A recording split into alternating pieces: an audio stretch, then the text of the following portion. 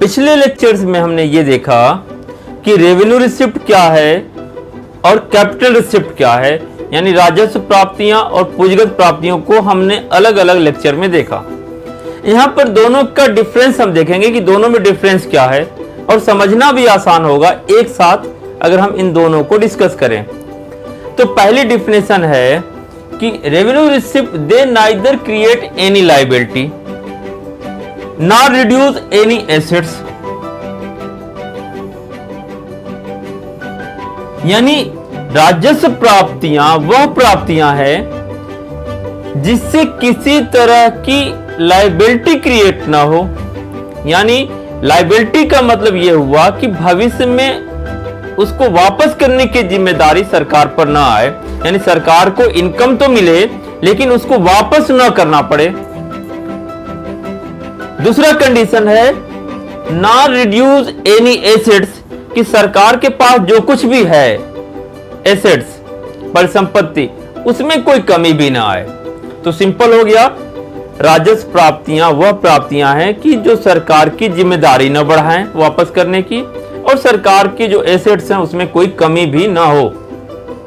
पूंजीगत प्राप्तियां क्या है भाई? Capital receipt they either create any liability, या तो ये लायबिलिटी क्रिएट करती हैं, or reduce any assets of the government, या तो सरकार के एसेट्स में कमी लाती हैं। इसका मतलब यह हुआ कि सरकार को पैसा तो मिल रहा है लेकिन सरकार को वापस करने की जिम्मेदारी भी बढ़ जाएगी, लायबिलिटी हो गया। दूसरा हमने बोला कि या तो लायबिलिटी बढ़ा दे या सरकार की एसेट्स में कमी ला दे। ऐसे रिसिप्ट को, इनकम को हम कैपिटल रिसिप्ट बोलते हैं। जो रेवेन्यू रिसिप्ट है वो रिकरिंग नेचर का है, यानी लगातार कंटिन्यूअस उस सोर्स से हमें पैसा आता रहेगा। They are regular and recurring in nature, यानी जो राजस्व प्राप्तियां हैं उसके जो सोर्स हैं वो आम तौर पर रिकरिंग नेचर के हैं, यानी लगातार हमें मिलेंगे, कंटिन्यूअस मिलते रहेंगे। They are irregular and non recurring in nature, जो पूंजीगत प्राप्तियां हैं वो रेगुलर नहीं हैं, यानी पूंजीगत प्राप्तियों का जो सोर्स है वो रिकरिंग नेचर का नहीं है, कंटिन्यूअस लगातार उस सोर्स से हमें पैसा आता रहे, ऐसा कोई कंपोनेंट कैपिटल रिसिप्ट में नहीं है।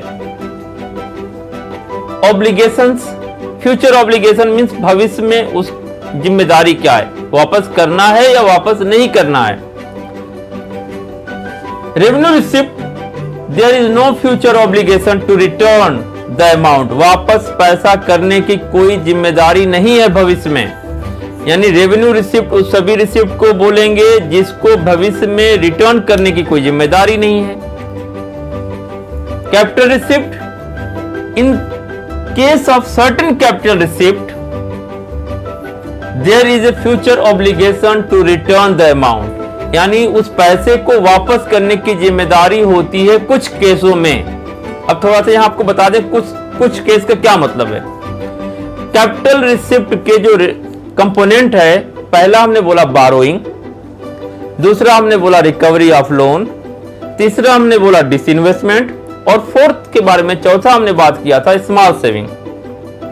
तो वापस क्या करना है, यहां पर सर्टेन केस लिखा हुआ है। तो पहला हो गया बारोइंग, अगर आपने उधार लिया है तो उसको चुकाना है, बारो किया है तो आपको पेमेंट करना है, ये तो यहां पर फ्यूचर लायबिलिटी है। पीपी, पब्लिक प्रोविडेंट फंड का पैसा सरकार के पास है लेकिन जब हम रिटायरमेंट पर जाएंगे हमें पैसा उसको वापस करनी पड़ेगी। लोगों का केसीसी है, एनएससी है, नेशनल सेविंग सर्टिफिकेट, वो पैसा आपको मैच्योरिटी के बाद वापस करनी है। तो there are certain cases in which government has to repay, तो फ्यूचर ऑब्लिगेशन बढ़ गई, सरकार को वापस करने की जिम्मेदारी है। तो लेकिन रेवेन्यू रिसिप्ट में ऐसा कोई कंपोनेंट नहीं है जिसको वापस करना है, फ्यूचर ऑब्लिगेशन है लेकिन रेवेन्यू रिसिप्ट के साथ नहीं है, लेकिन कैपिटल रिसिप्ट के साथ है। कैपिटल रिसिप्ट में आपको पैसा वापस करना है कुछ केसों में। डिसइन्वेस्टमेंट यानी शेयर को हम बेच देंगे, यहां पर नहीं है। एग्जाम्पल क्या है रेवेन्यू रिसिप्ट का, डिटेल में हमने पढ़ा था। टैक्स रिसिप्ट और नॉन टैक्स रिसिप्ट। कर आय में क्या हो गया, पढ़ा हमने डायरेक्ट टैक्स और इनडायरेक्ट टैक्स से जो पैसा मिलता है। डायरेक्ट टैक्स में हमने क्या बोला था, income tax, wealth tax, corporation tax. Indirect tax में जीएसटी। तो ये जो पैसा है वो रेवेन्यू रिसिप्ट का हिस्सा होगा। उसी तरह से कैपिटल रिसिप्ट के एग्जांपल क्या हैं, तो burrowing, disinvestment, recovery of loan, small saving, ये एग्जांपल हैं कैपिटल रिसिप्ट के। तो हमने यहां पर देख लिया रेवेन्यू रिसिप्ट क्या है और कैपिटल रिसिप्ट क्या है।